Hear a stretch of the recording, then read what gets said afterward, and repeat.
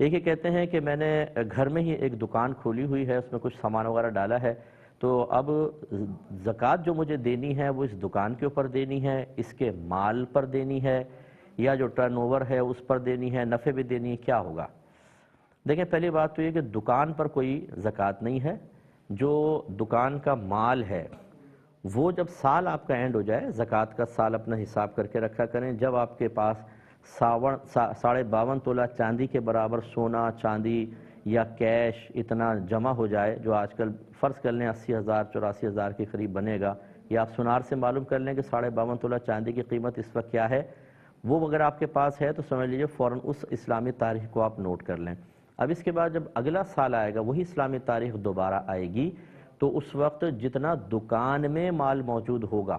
اس کو آپ اس کی قیمت نکلوائیں۔ مثلا آپ نے دیکھا، اندازہ کیا 2 لاکھ کا مال ہے، یہ لکھ لیں۔ پھر اگر آپ کو کوئی پروفٹ وغیرہ ہوا، درمیان میں کتنا آیا کتنا گیا اس کو چھوڑ دیں، بس اینڈ میں ہی دیکھتے ہیں۔ اب اگر آپ کے پاس کچھ کیش جمع ہے اسے اس میں ایڈ کر لیں، آپ کی ملکیت میں کچھ سونا ہے یا چاندی ہے اس کی کرنٹ ریٹس معلوم کر کے اس کو بھی ایڈ کر لیں، اگر آپ نے کسی کو قرضہ دیا ہوا ہے اسے بھی اس میں ایڈ کر لیں اور ٹوٹل نکال لیں۔ پھر اس کے بعد اس ٹوٹل میں سے جو آپ نے ماہانہ اخراجات کرنے ہیں، راشن ہے، بجلی کے بل ہیں، بچوں کی فیسز ہیں، اور کوئی صحیح ضرورت گھر کی ہے، اسے مائنس کر دیں۔ اگر آپ نے اس مہینے فوری طور پہ کسی کا قرضہ دینا ہے اسے بھی اس سے مائنس کر دیں۔